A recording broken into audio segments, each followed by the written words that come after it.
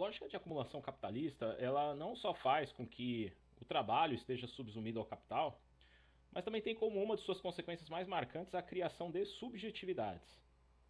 Então, uma das subjetividades criadas é aquilo que se conhece como servidão maquínica. Maurício Lazarato ele explica esse conceito de servidão maquínica através de Deleuze e Guattari. E eu vou tentar sintetizar aqui as principais ideias, partindo de um exemplo bastante simples, até a gente alcançar o nível de abstração mais elevado que é necessário para que a gente consiga, de fato, criar narrativas a partir disso. Né? Então, o que seria, primeiro, se a gente está falando de servidão maquínica, acho que o primeiro questionamento que nós deveríamos fazer é o que é uma máquina. Então a gente vive num mundo repleto de máquinas. Então eu acordo de manhã aqui, então eu vou até a cozinha, daí eu tenho o costume de bater um suco no liquidificador. Então eu coloco lá couve, limão, coloco um pouco de gengibre, hortelã, e daí eu bato tudo isso ali com um pouco de gelo e água e acabo tomando esse suco. Então aquele liquidificador que eu usei para fazer o meu suco verde, ele é uma máquina. Então ele é composto ali de uma centena de peças que tem embutido ali uma série de conhecimento técnico e científico que foi acumulado pela humanidade ao longo de séculos, da qual eu uso dessa máquina, e depois que eu termino o uso dela, acaba essa relação. Então eu só vou usar ela no dia seguinte, quando eu for bater o meu suco, e pronto, acabou. Então essa é uma máquina que eu servi dessa máquina. Só que a partir do momento que eu bato esse suco, eu sento aqui na minha mesa, né?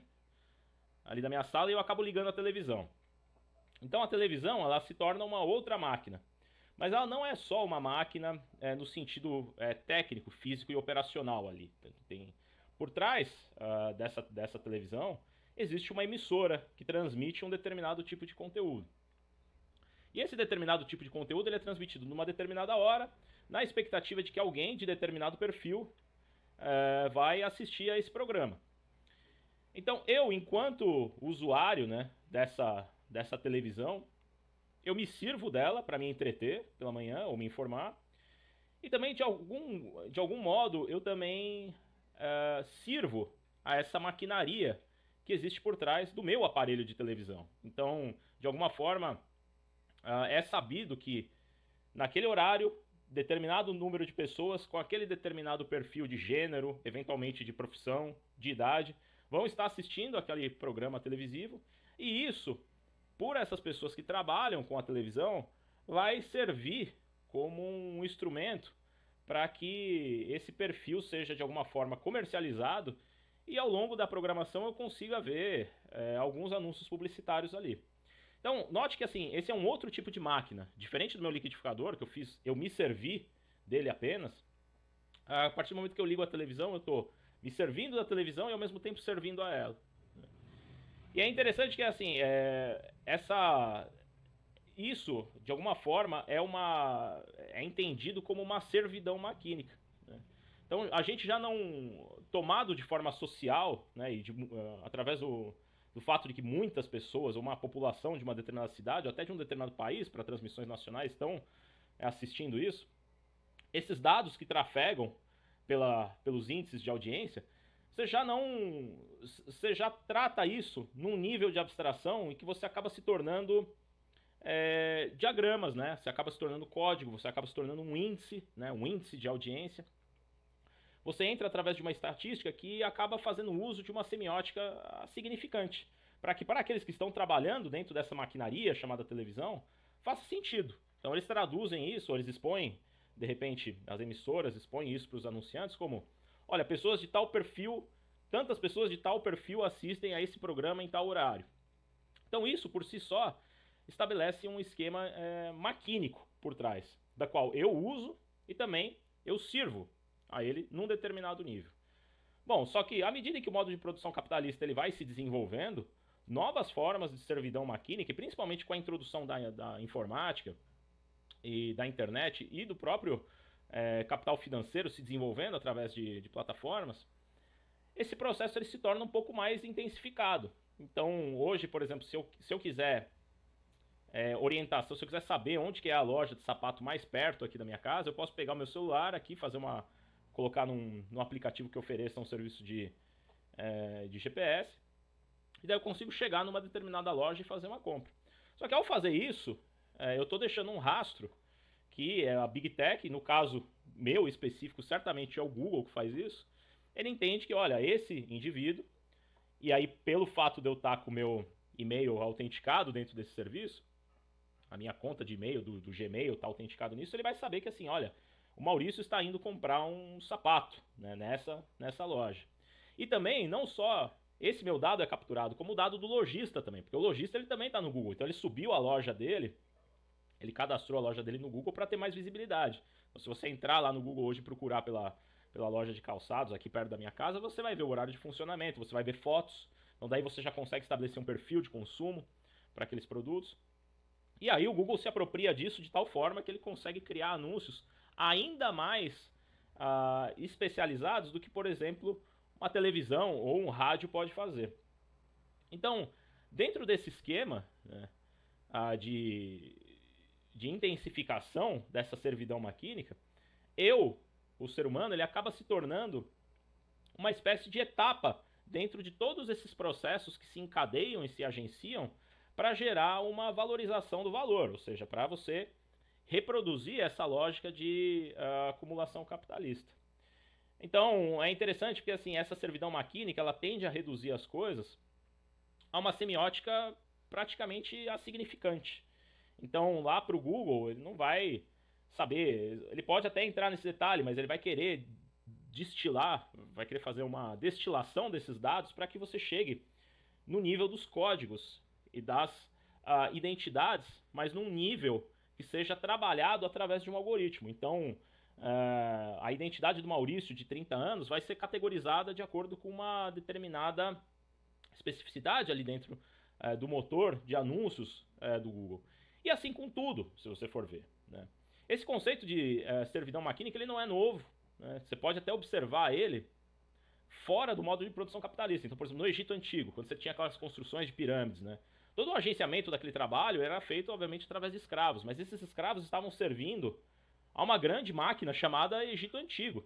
Você tinha ali uma ideologia que reforçava uma criação de uma subjetividade que fazia com que as pessoas se operassem num esquema maquinal. Então, quem estava ali construindo a pirâmide estava fazendo isso sob o argumento, sob a narrativa de que aquilo lá era algo para o próprio Deus, né? Que era o faraó. O faraó é o Deus ali naquela sociedade. Então, essa é uma força do desejo que acaba impactando o indivíduo de forma muito grande, que ele é capaz de carregar aquelas pedras enormes até o topo, sem ter um aparato tecnológico que você tem hoje. Então, muitos ainda se surpreendem e se fascinam com a engenhosidade daqueles trabalhadores que fizeram aquelas pirâmides, até chegar ao cúmulo de algumas pessoas acreditarem que aquilo lá não é nem obra do ser humano, que aquilo lá é obra de extraterrestres aí que vieram visitar a Terra e fazer as pirâmides. Na verdade não, foram obviamente escravos sob um esquema de maquinização tão eficaz que permitiu com que eles chegassem àquele nível de entrega de resultados.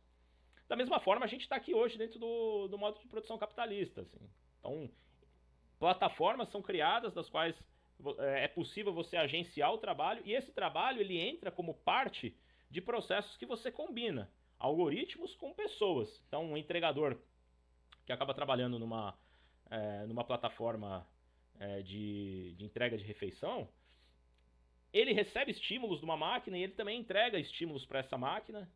Geralmente, a interface humano-computador, essa ciência que foi desenvolvida ao longo dos últimos 30 anos, aí, vamos dizer assim, acabou fazendo com que essa maquinização do humano, ou essa servidão maquínica, ela se tornasse cada vez mais aprofundada.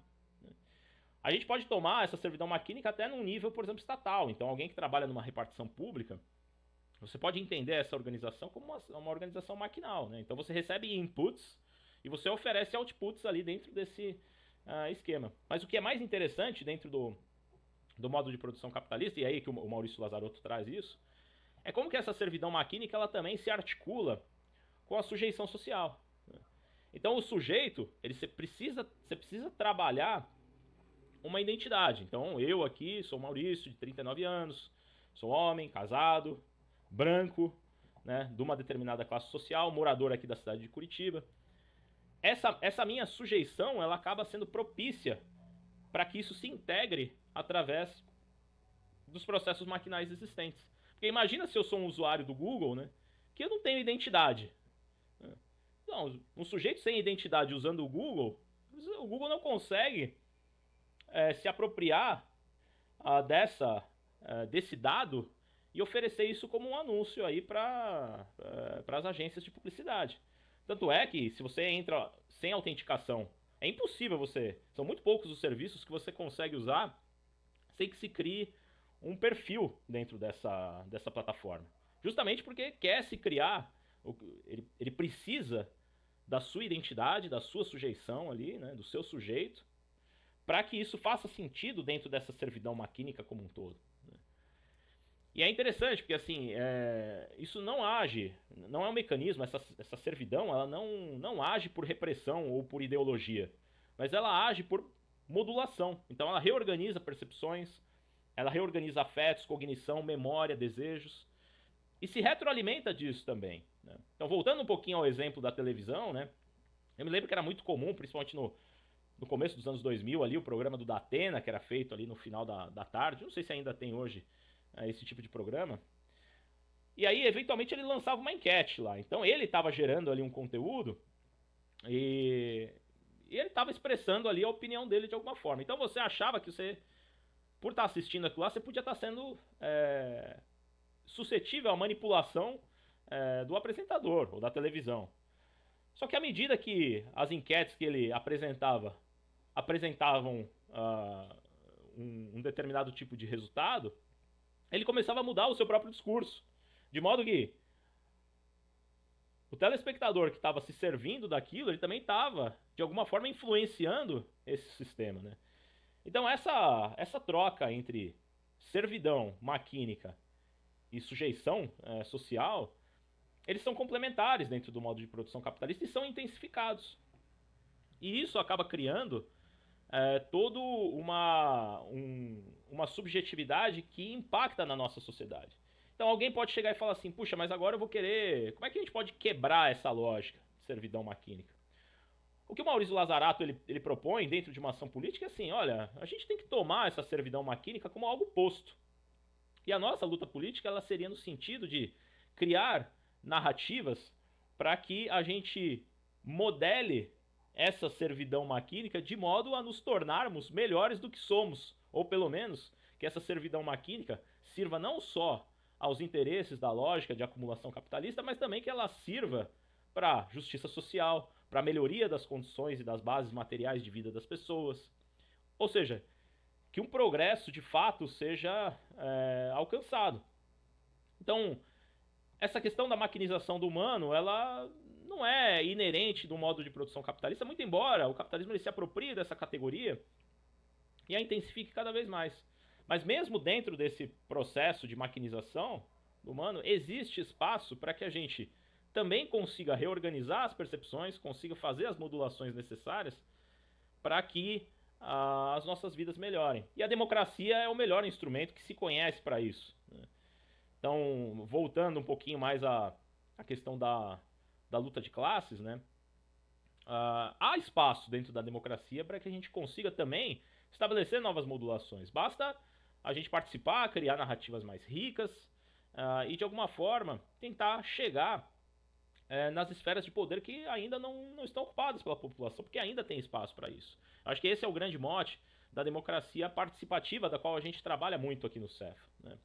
Então, eu vou deixar aqui a referência aqui para o capítulo 11 do Capitalismo 4.0, em que o professor Paulo Giraldelli ele fala justamente do Maurício Lazarato e da maquinização do humano.